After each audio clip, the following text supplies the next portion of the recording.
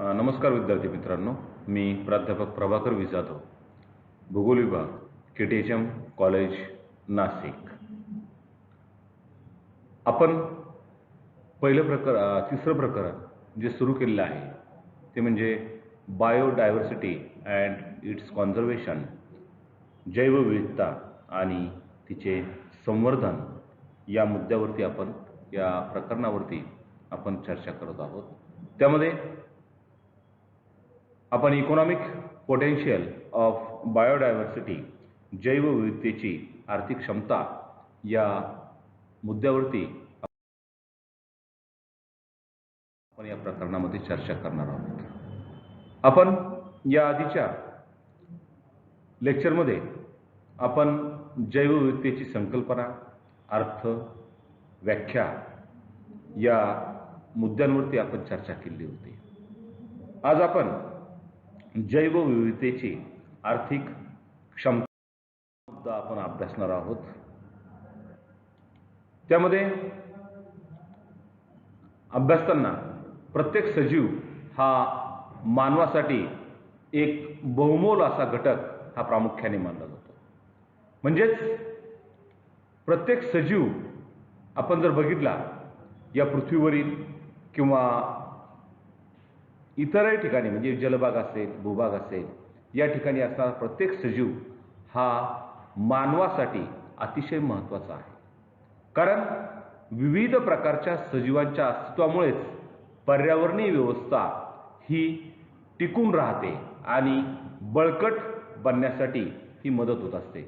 म्हणजेच प्रत्येक प्राणी हा मानवासाठी किंवा प्रत्येक सजीव हा मानवासाठी या ठिकाणी महत्त्वाचा आहे.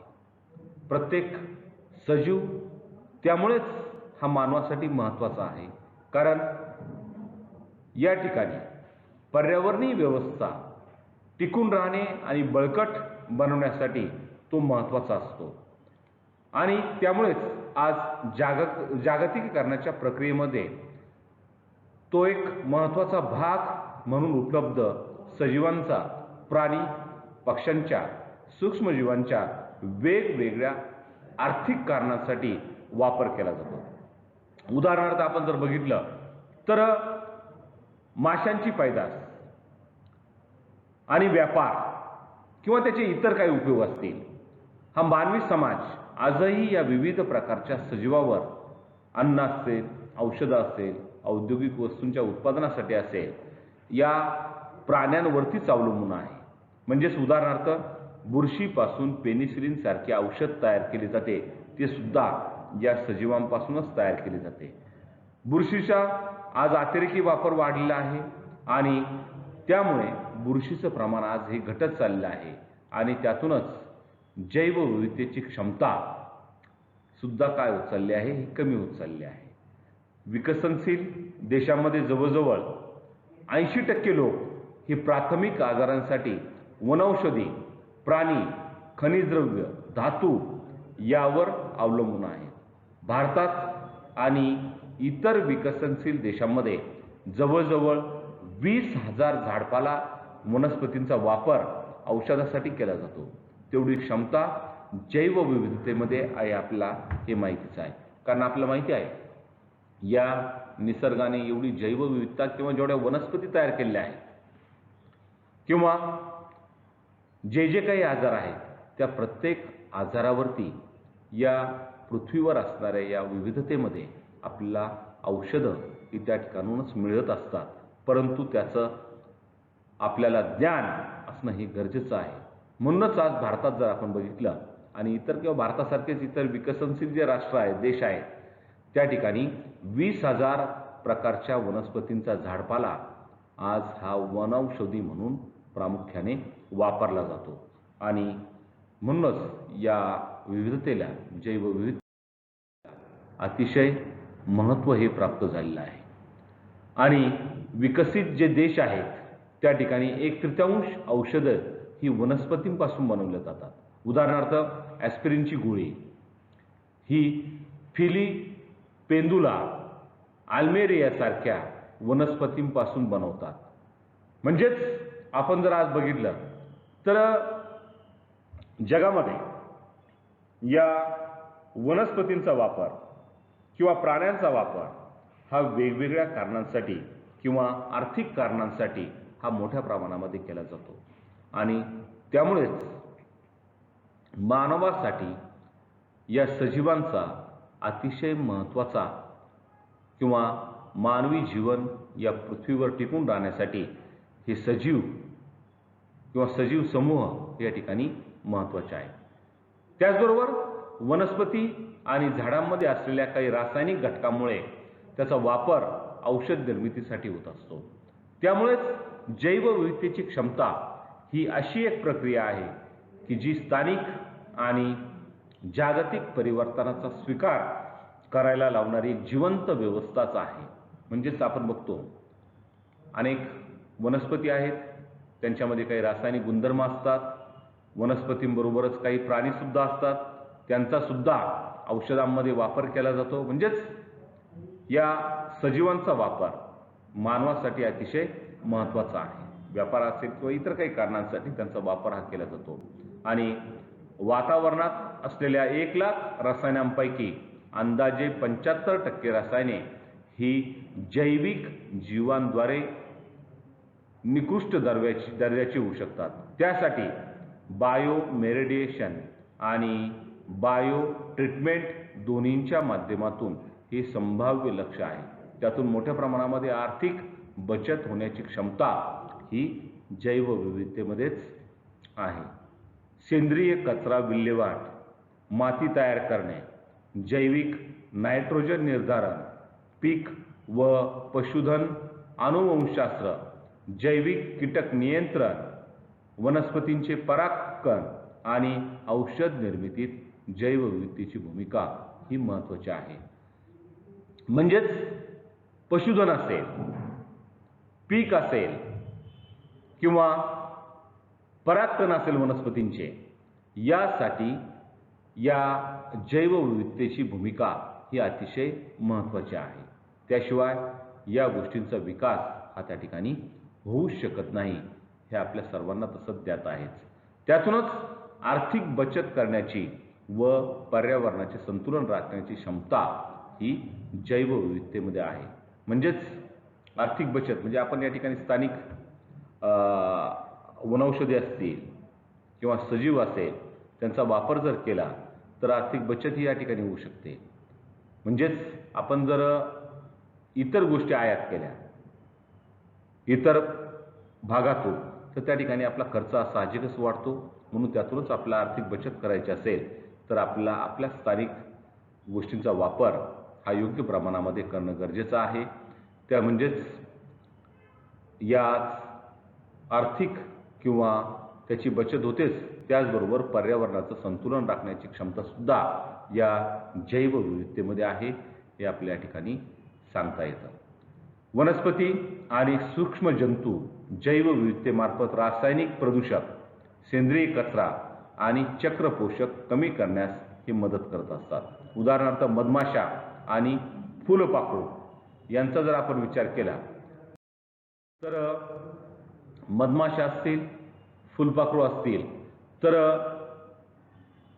हे त्या ठिकाणी परागकण एका ठिकाणाहून दुसऱ्या ठिकाणी वाहक म्हणून या मधमाशा कार्य करत असतात आणि जैवविविधतेमध्ये विविधता निर्माण करण्याचं काम यांच्यामार्फत मोठ्या प्रमाणावर होत असतं.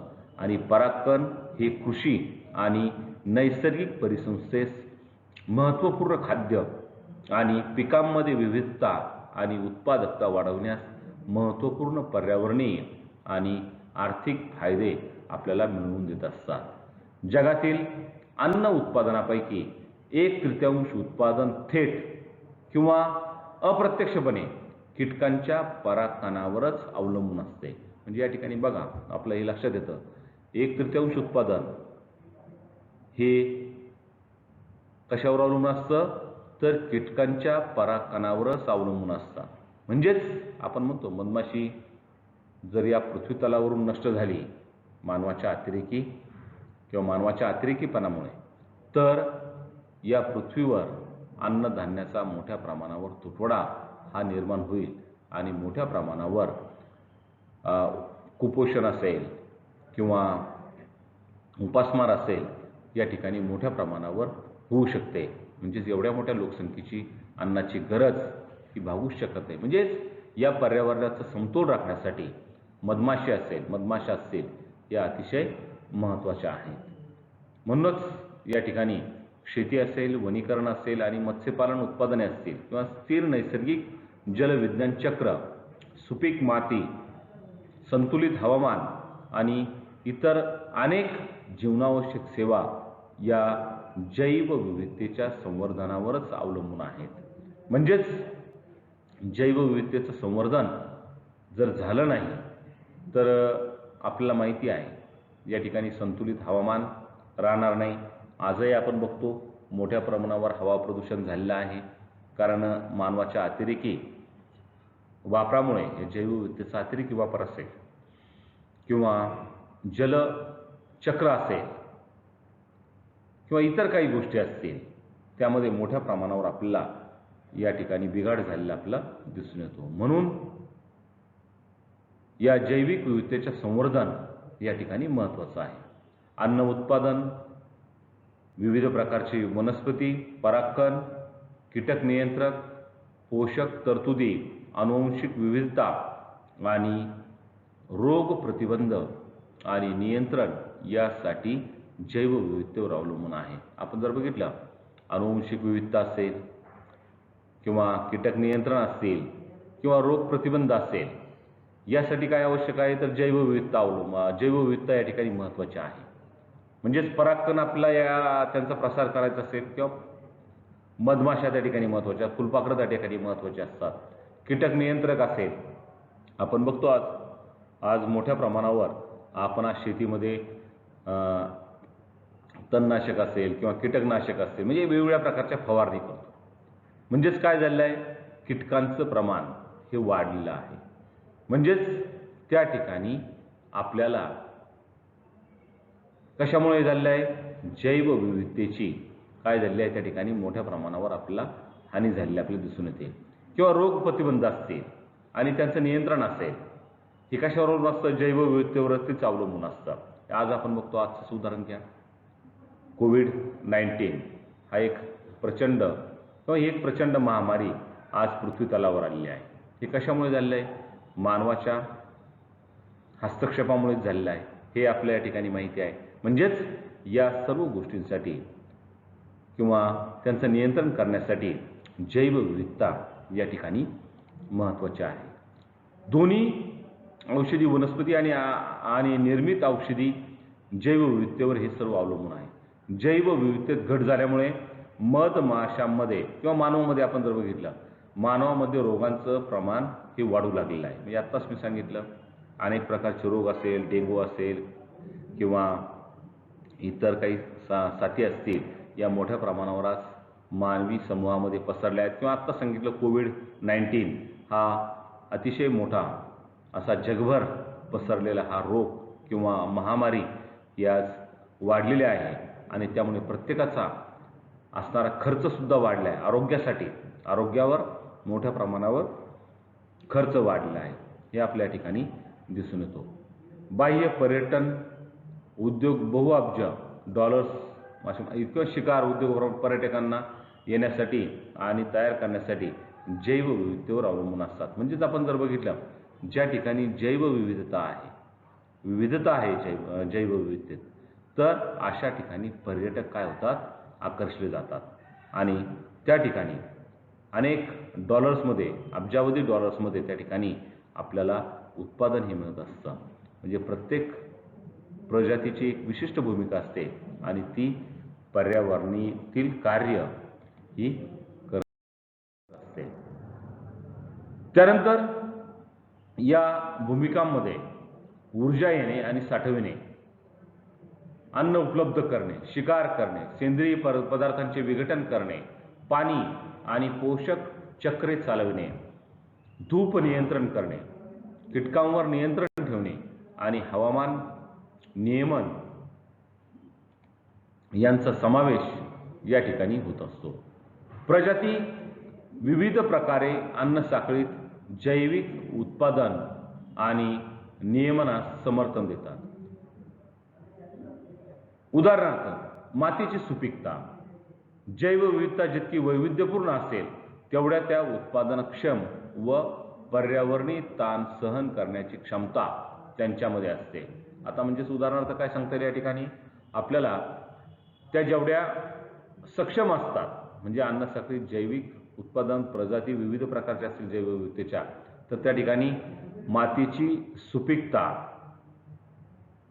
ही वैविध्यपूर्ण म्हणजे जैवविविधता वैविध्यपूर्ण असेल तर मातीची सुपीकताही चांगली असते, उत्पादनक्षम आणि पर्यावरणीय ताण सहन करण्याची क्षमता त्याच्यामध्ये असते.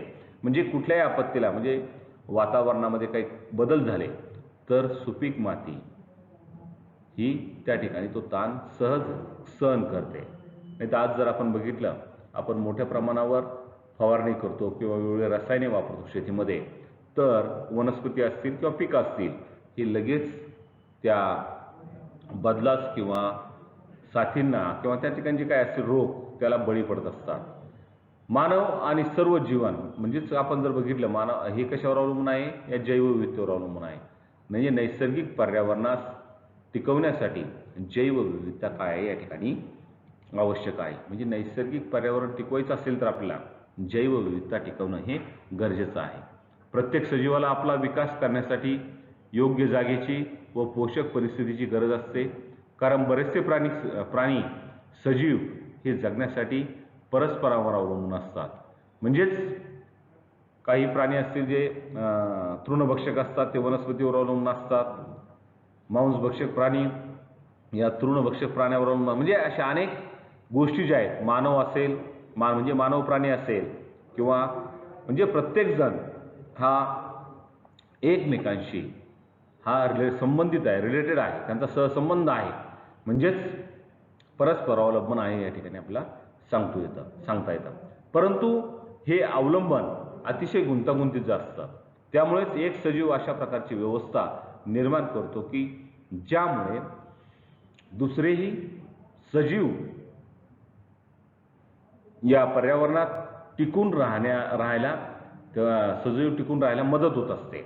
म्हणजेच या ठिकाणी जरी गुंतागुंतीची असली ती अवलंबन, तरी एक सजीव म्हणजे अशा प्रकारची व्यवस्था निर्माण करतो म्हणजेच त्या ठिकाणी ते दुसऱ्यासाठी फायद्याचं ठरत असतं. म्हणजे निसर्गामध्ये आपोआपच या गोष्टी घडून येत असतात.